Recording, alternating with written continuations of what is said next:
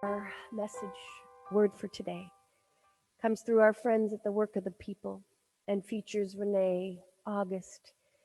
Rene is a veteran of the anti-apartheid movement and an Anglican priest. Rene August is a reconciliation trainer at the Warehouse, a worshiping community organization that is in Capetown, South Africa. It walks along side churches as they seek to respond to the issues of poverty, injustice, division in a city that struggles with some of the worst inequity in the world. She has a powerful message to share with us today about the power of a transforming love. Just trying to reference a book, basically. I think it's the third chapter or second chapter of Lisa Sharon Harper's book, The Very Good Gospel.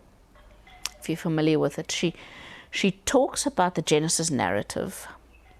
She goes back to that to paint a picture of what shalom is. And so she says there are three words she wants to pay attention to, or four words: image and likeness, dominion, and goodness.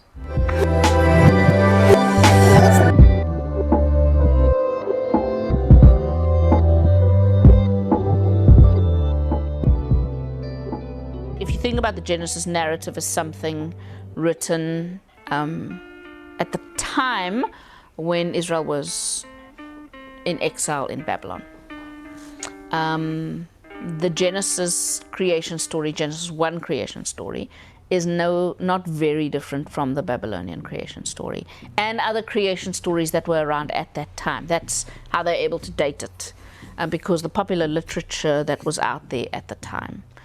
And so what the Babylonian creation narrative says is that, there were these two gods who were at war with each other, and then, out of war they gave birth. Life was created as a result of violence. The Genesis narrative says life was created out of love and community. So there's a slight tweak on that. But then the other piece is that within a Babylonian narrative, as well as a Roman imperial one, is that divinity was given to the gods. The image of God was embodied in people who were deified.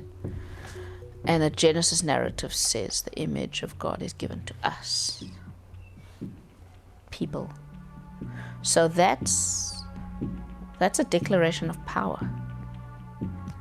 And in my creation narrative of my sacred story, I'm given the identity as image bearer. Theologically, they talk about the imago Dei, the image of God. And so it kind of works like this. I mean, if you gave me a banknote with Benjamin Franklin on it, like, that would have currency in some places, but not in all places. A place where that would be completely powerless, for example, is when you're on the Titanic while off to the iceberg. You could give me $20 million US. It has no power here. In other contexts, it might have power. So in South Africa, I could give you a banknote with a leopard on it. And you take it to the United States, no one would recognize it. Maybe they'd see, oh, Nelson Mandela's face is on here, but we don't know what this means or what this is worth. And so this is a long way of saying kings, because it was a patriarchal society, would declare or proclaim the extension of their kingdom by extending their image. So the image would be on a coin, or on a flag, or in a statue, a sculpture, or something. And wherever that image had power, that was a way of extending or proclaiming that deity's kingdom. And so Caesar's face is on a coin. And, they asked Jesus, to whom must we pay taxes? To God or to Caesar? And Jesus, give me a coin. And he looks at the coin and he says, whose face is on this coin? And they say, Caesar. This, wherever this denarii had power, that's where Caesar had power. And so Jesus says, yeah, give to Caesar what is Caesar's, but give to God what is God's. So God's image is on me, and I must give me to God, is what Jesus is also saying in that story.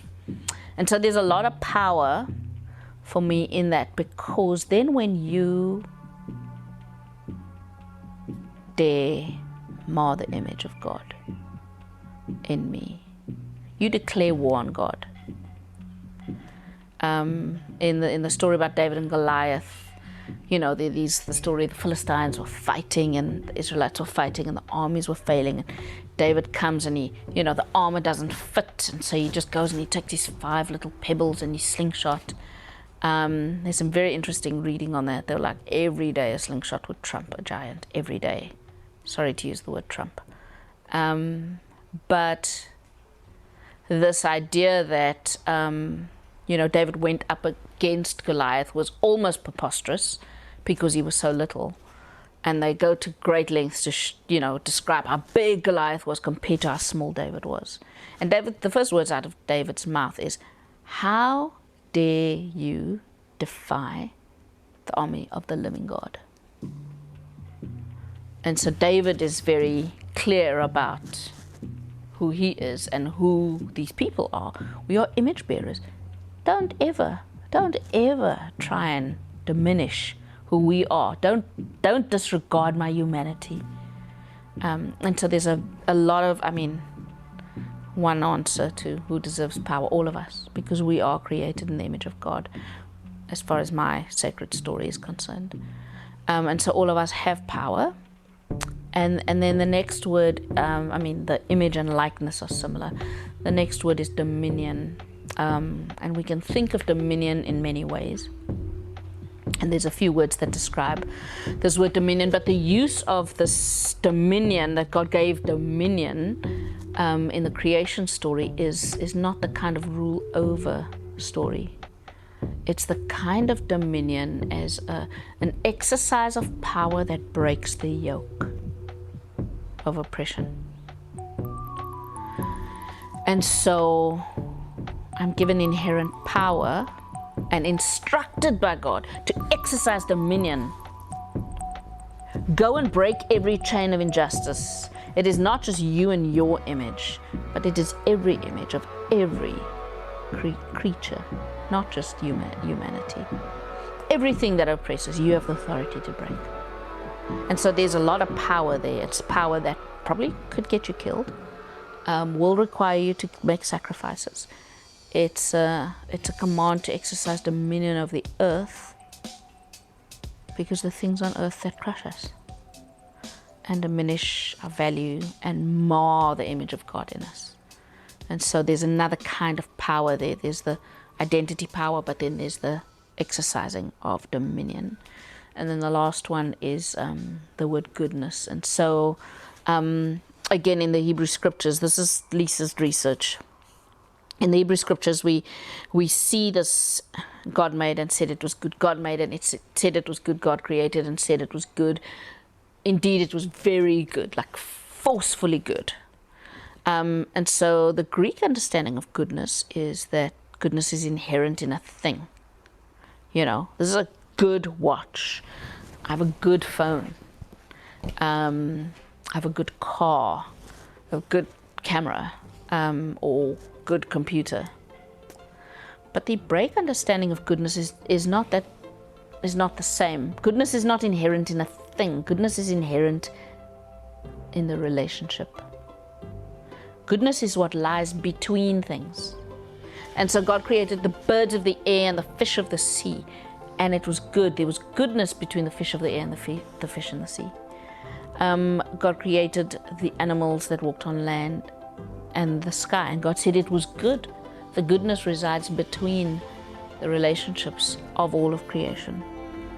And so the very good, the forcefully good, is a narrative that says we are co-creators.